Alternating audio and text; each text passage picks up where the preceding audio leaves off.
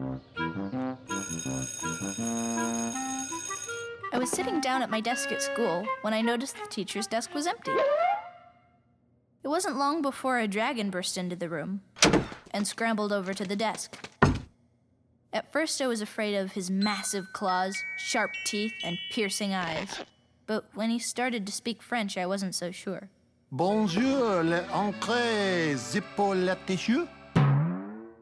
We speak English. Oh, terribly sorry. Anyway, I'm Mr. Pike. He said, writing it on the chalkboard. Who said that? Now let's take attendance. Well, it looks like everyone's here except Reggie Cole. I turned around and sure enough, Reggie's seat was blank. How did you do that? All dragons can, so I can too. Don't believe everything you read. Oh. Well, you guys do something while I try to figure this out. I decided to read. I remember I left off when Rodemir, the hero, was being thrown into the ocean with his hands and feet tied to a weight. And as the hands left my shoulders, I knew I was being thrown into the dark, bitter cold, endless pit of water. I was running out of breath, and just as I thought my lungs were about to burst, I stopped reading. I heard water running. I guess you won't have math today. At recess, I kept my eyes on my feet as I walked around, thinking of things like what to do about Mr. Pike. But more importantly, things like what on earth happened to Ms. Ash? Mrs. Ash is our teacher, and she did say we would have a substitute today, but honestly, I did not expect a French-speaking catch-our-math-on-fire substitute. I decided to ask Chess what to do. If anybody knew more about dragons, it was him. It's Mr. Pike. Do you... Bup. If it's anything about Mr. Pike, I can't help you. Why?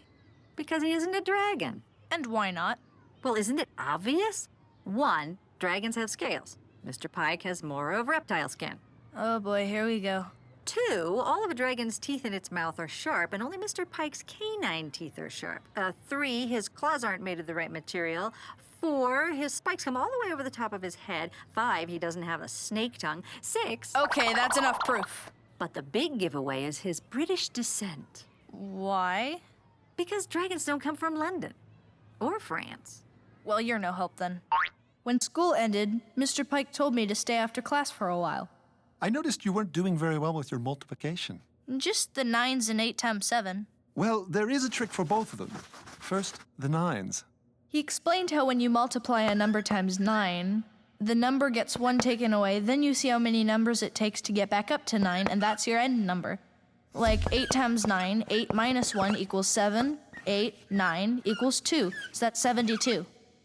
Nothing seemed to click. Now, for 8 times 7, it's 56. You know how I know? It uses the same numbers as 5, 6, 7, and 8.